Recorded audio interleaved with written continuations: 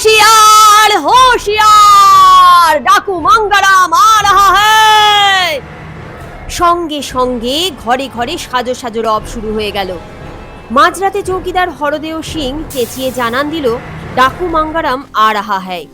তার মানে এই নয় যে গাঁয়ের লোকজন ডাকাত ঠেকাতে লাঠি সোটা খুঁজতে লাগলো, মোটেই তা নয়।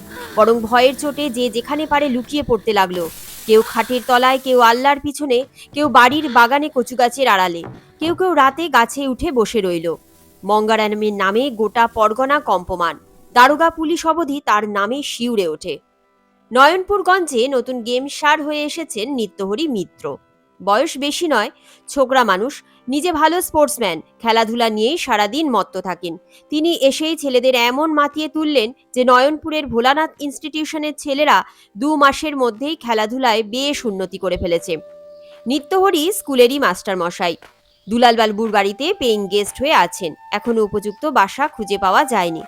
মাঝরাতে গোলমাল শুনে নিত্যহরি উঠে বসে পড়লেন। দুলালবাবু কাঁপতে কাঁপতে এসে বললেন, কি যে হবে কে জানে, মঙ্গা ডাকাত আসছে, কার বাড়িতে যে হানা দেবে তা কে জানে। চলুন বাড়ি ছেড়ে আমরা পিছনে পুকুর পাড়ের আগাছার জঙ্গলে গিয়ে গা ঢাকা দিয়ে থাকি। নিত্যহরি বিরক্ত হয়ে বললেন, এর জন্যই তো চোর ডাকাতদের সাহস দিন দিন বেড়ে যাচ্ছে। ডাকাত আসছে তো কি, আপনারা সবাই মিলে এক কাট্টা হয়ে রুখে দাঁড়ালে ডাকাত তো পালানোর পথ পাবে না। সেসব পরে ভাবা যাবে নিত্যবাবু, আপাতত প্রাণ রক্ষা করা দরকার। মঙ্গারাম সাংঘাতিক ডাকাত, কত সেপাই শান্ত্রী মিলে চেষ্টা করেও তার কিচ্ছু করতে পারিনি। নিত্যহরি গম্ভীর হয়ে বললেন, আপনারা পালাতে চাইলে বাধা দেব না, কিন্তু আমি তত ভীতু নই। আমি একাই তার মুখোমুখি হব। একথা শুনে দুলালবাবু হাঁ করে কিছুক্ষণ চেয়ে থেকে বললেন, অন্যায় সাহস ভালো নয় মশাই। বিদেশ বিভুঁইয়ে চাকরি করতে এসে বেঘরে প্রাণ দিতে চান, আপনি চাইলেও আমি তো তা হতে দিতে পারি না। দুলালবাবু স্ত্রী আর ছেলেমেয়েরাও এসে বলল, মাস্টার মশাই, মঙ্গারাম বড় সাংঘাতিক লোক, তার সঙ্গে কেউ পারে না। আপনি ওরকম দুঃসাহস দেখাবেন না, তাতে আমরাও মরব। নিত্যহরি পরিস্থিতিটা বুঝে নিয়ে বললেন, ঠিক আছে, আমি কিছু করব না, তবে পালিয়েও থাকব না। আমি মঙ্গারামকে চোখে দেখতে চাই। বিস্তর টানা হ্যাঁচড়াতেও নিজের সিদ্ধান্তে অটল রইলেন নিত্যহরি।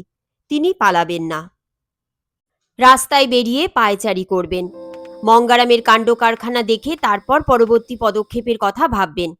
বাড়ির লোক যথারীতি বাড়ির পিছনের জঙ্গলে গিয়ে লুকিয়ে রইল। নিত্যহরি বেরিয়ে এলেন। একটু বাদেই পশ্চিম দিক থেকে কিছু লোককে হৈ হৈ করে ছুটে আসতে দেখা গেল। তাদের হাতে জ্যোৎস্নার আলোয় লাঠি, সরকি, দা ইত্যাদি দেখা যাচ্ছিল। তারা সামনের রাস্তা দিয়ে ছুটে পূব দিকে এগিয়ে গেলে নিত্যহরিও তাদের পিছু নিলেন। নয়নপুর গ্রাম হলেও সমৃদ্ধ জায়গা, এখানে অনেক সম্পন্ন লোকের বাস। রাস্তার দুধারেই দেওয়াল ঘেরা বেশ বড়সড় বাড়িঘর। ডাকাতের দল একটা বিশেষ বাড়ির সামনে গিয়ে দাঁড়িয়ে পড়ল। ডাকাতের সর্দার মঙ্গারামই হবে বোধহয়। বেশ লম্বা ছিপছিপে চেহারার একটা লোক পিছন ফিরে বলল, ফটক ভিতর থেকে বন্ধ, আমি ভিতরে গিয়ে ফটক খুলে দিচ্ছি, তারপর তোরা ঢুকবি।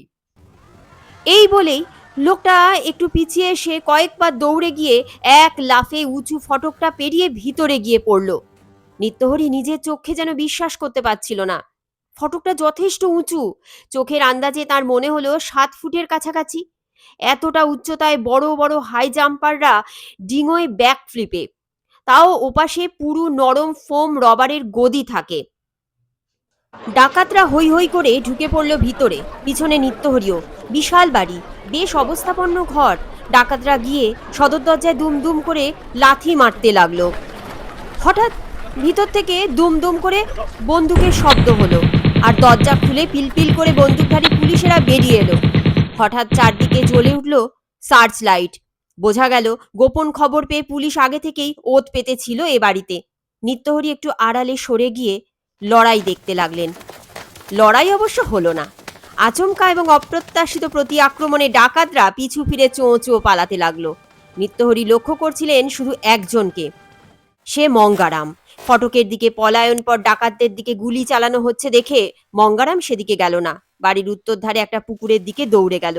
নিত্যহরি ভাবলেন বোধহয় পুকুরে ডুবে লুকিয়ে থাকার মতলব, কিন্তু তাকে অবাক করে দিয়ে মঙ্গারাম চিতাবাঘের গতিতে দৌড়ে গিয়ে এক লাফে পুকুর ডিঙিয়ে গেল।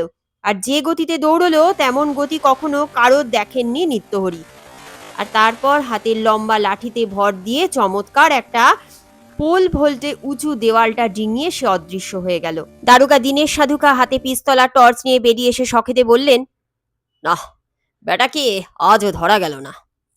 নিত্যহরি হতবাক, মুগ্ধ, উত্তেজিত তাড়াতাড়ি এগিয়ে দীনেশ সাধুকাকে বললেন, কিন্তু ওকে যে ধরতেই হবে দারোগা বাবু। দীনেশ অবাক হয়ে তার দিকে চেয়ে বললেন, নতুন গেম স্যার, নিত্যহরি বাবু না? তা আপনি এই হাঙ্গামার মধ্যে কি করছেন?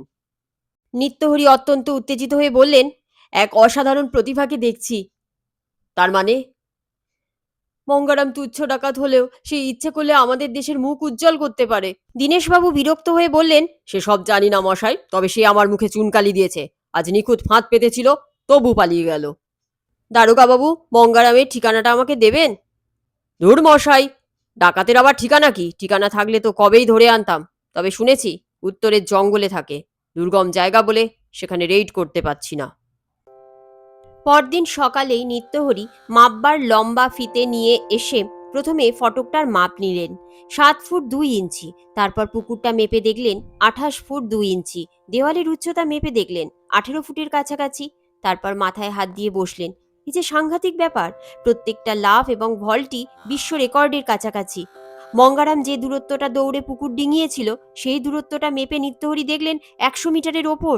তাঁর অনুমান এই দূরত্বটা মঙ্গারাম 10 সেকেন্ডের মধ্যেই পেরিয়েছে। যদি ঠিকমতো তালিম দেওয়া যায় তাহলে Mangaram high jump, long jump, pole vault এবং দৌড়ের সব কটাতেই বিশ্ব রেকর্ড করবেই। নিত্যহরি আর স্থির থাকতে পারলেন না। সকালের জলখাবার খেয়েই উত্তরের জঙ্গলের উদ্দেশ্যে রওনা হয়ে পড়লেন। মঙ্গারামকে খুঁজে বের করতেই হবে। খুঁজে পাওয়া বড় সহজ হলো না, বিস্তর মেহনত করতে হলো। প্রথমে তো কেউ পথ দেখাতেই চায় না, দ্বিতীয়ত জঙ্গলে বাঘ ভাল্লুক আছে, হাতি, বুনো কুকুর আর সাপেরও আস্তানা। তবে শেষ অবধি তাকে ঘোরাঘুরি করতে লক্ষ্য করে গুপ্তচর সন্দেহে অবশেষে মঙ্গারামের লোকেরাই ধরে তাদের আস্তানায় নিয়ে মঙ্গারামের সামনে হাজির করে দিল। ঘোর জঙ্গলের মধ্যে একটা ভাঙা বাড়িতে মঙ্গারামের আড্ডা। একখানা খাটিয়া পেতে বসে মঙ্গারাম শরবত খাচ্ছিল। নিত্যহরিকে দেখে চোখ পাকিয়ে তাকালো। আবেগে কিছুক্ষণ কথাই বলতে পারলেন না নিত্যহরি। তারপর বললেন, মঙ্গারাম, তোমার ভিতরে কি সাংঘাতিক প্রতিভা আছে তা তুমি জানো না। তুমি দেশের মুখ উজ্জ্বল করবে। মঙ্গারাম হাঁ। নিত্যহরি নিজের বিপদের কথা ভুলে গেছেন। তার সামনে শুধু অলিম্পিকের দৃশ্য, আর সেখানে মঙ্গারাম একের পর এক স্বর্ণপদক জয় করে চলেছে। নিত্যহরি মঙ্গারামকে বোঝাতে শুরু করলেন। বোঝাতে বোঝাতে রাত হয়ে গেল। রাতটা মঙ্গারামের ভাঙা বাড়িতেই কাটল তাঁর। পরদিন সকালে ফের মঙ্গারামকে বোঝাতে বসলেন। টানা 3 দিন পর মঙ্গারাম রাজি হলো। সে ডাকাতি ছেড়ে এবার স্পোর্টসে নাম দেবে। নিত্যহরির মুখে বিজয়ের হাসি ফুটল। মঙ্গারাম বলল, কিন্তু পুলিশ তো আমাকে ছাড়বে না নিত্যবাবু। সে দায়িত্ব আমার। এত বড় প্রতিভা কি নষ্ট হবে নাকি? নিত্যহরি নয়নপুরে ফিরেই সোজা গিয়ে দারোগাবাবুর কাছে হাজির। দারোগাবাবুকে অবশ্য বেশি বোঝাতে হলো না। প্রস্তাব শুনে তিনি বললেন, মঙ্গারাম যদি ডাকাতি ছেড়ে স্পোর্টসে নামে তাহলে তো আমি হাঁপ ছেড়ে বাঁচি মশাই। কিন্তু তাকে তালিম দিচ্ছে কে? আপনি নাকি? নিত্যহরি বিরস মুখে বললেন, দিতে চেয়েছিল, তবে মঙ্গারাম সময় দিতে পারবে না। কোচিং নিতে গেলে ডাকাতিতে ফাঁক পড়বে, রুজি রোজগারে টান ধরবে। তবে ওসব বিরল প্রতিভার আর কোচিংয়ের দরকারই বা কি? সামনেই জেলা স্পোর্টস, একবারে সেখানেই ওকে হাজির করব। কথাটা রটে যেতে দেরি হলো না। চারিদিকে হৈ হৈ পড়ে গেল। মঙ্গারাম ডাকাত ডিস্ট্রিক্ট স্পোর্টসে লাফ ঝাঁপ আর দৌড় প্রতিযোগিতায় নামবে। এর মতো অভাবনীয় খবর আর কি আছে? স্পোর্টসের দিন ভোরবেলা থেকে লোক ভেঙে পড়ল জেলা শহরের মাঠে। ম্যাজিস্ট্রেট সাহেব থেকে গণ্যমান্যরা কেউ বাকি নেই আসতে। চারিদিকে তুমুল চেঁচামেচি। নয়নপুর স্কুলের গেম স্যার নিত্যহরির নাম লোকের মুখে মুখে। ওরকম একজন সাংঘাতিক ডাকাতকে স্পোর্টসে নামিয়ে তিনি একটা বিরল দৃষ্টান্ত স্থাপন করেছেন। শোনা যাচ্ছে আগামী অলিম্পিকে মঙ্গারাম একাই 5-6টা সোনার মেডেল আনবে। সুতরাং উত্তেজনা তুঙ্গে। যার জন্য এত উত্তেজনা, সে মঙ্গারামকে একেবারে গাড়িতে চাপিয়ে উত্তরের জঙ্গল থেকে এনে হাজির করেছেন নিত্যহরি। কারোর সঙ্গে কথা বলতে দিচ্ছেন না। যাই হোক, বেলা 10টার সময় পতাকা উত্তোলন, বক্তৃতা ইত্যাদির পর স্পোর্টস শুরু হলো। প্রথমে হিট। 100 মিটার দৌড়ের প্রথম হিটেই মঙ্গারাম নামলো। মাঠ ফেটে পড়ল হর্ষধ্বনিতে। কিন্তু দৌড় শুরু হতেই একই, সবাই এগিয়ে যাচ্ছে কিন্তু মঙ্গারামের পা যেন চলছেই না। থপ করে এমন দৌড়াচ্ছে যে দৌড় না হাঁটা তো বোঝার উপায় নেই। চোখের পলকে বাকি 9 জন দৌড়বাজ তাকে পেরিয়ে গেল। মঙ্গারাম পৌঁছলো সবার শেষে, তাও হাঁপাতে হাঁপাতে। চারিদিকে সবাই হো হো করে অট্ট হাসি হেসে উঠল। চুল ছিঁড়তে ছিঁড়তে দৌড়ে গেলেন নিত্যহরি। এটা কি হলো রে মঙ্গারাম, তুমি যে 10 সেকেন্ডে 100 মিটার দৌড়াও। মঙ্গারাম অধবদন হয়ে বলল, তখন পারি। তখন যে পারে সে এখনো পারে মঙ্গারাম, তুমি মন দিচ্ছ না, নিজেকে মোটিভেটেড করো, মনের জোর আনো, নইলে যে আমার মুখ রক্ষা হবে না। তা হলেও না মুখ রক্ষা। হাই জাম্পে মঙ্গারাম 5 ফুটও ডিঙোতে পারল না। অন্য সবাই তার চেয়ে ঢের বেশি লাফালো।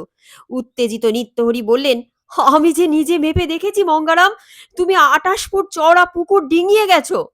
মঙ্গারাম অধবদন হয়ে বলল, তখন পারি। হতাশ নিত্যহরি মাথা নেড়ে বললেন, অবিশ্বাস্য, এ যেন মনে হচ্ছে 2 নম্বর মঙ্গারাম। কি করে এরকম হয়? পোল ভল্টে আরো যাচ্ছে তাই কাণ্ড হলো। 10 ফুট উঁচুতে বার লাগানো হয়েছিল। সবাই টপাটপ পেরিয়ে গেল। মঙ্গারাম বাঁশে ভর দিয়ে উঠল বটে, কিন্তু শূন্যে বাঁশের গায়ে কিছুক্ষণ ঝুলে থেকে তারপর পিছন দিকে মাঠের ওপর পড়ে কুমড়ো গড়াগড়ি। সারা মাঠ দুয়ো দুয়ো সেম সেম বলে চেঁচাতে লাগলো। নিত্যহরি দীর্ঘশ্বাস ফেলে বললেন, তুমি যে 18 ফুট ডিঙিয়েছ এবং আরো ছোট বাঁশের লাঠিতে ভর দিয়ে, তা তো আমার সচক্ষে দেখা মঙ্গারাম। তাহলে তোমার এই হাল কেন? অধবদন মঙ্গারাম মাথা নেড়ে বলল, আগে তখন পারি। এখন পারো না? করুণ মুখখানা তুলে মঙ্গারাম বলল, না মাস্টার মশাই,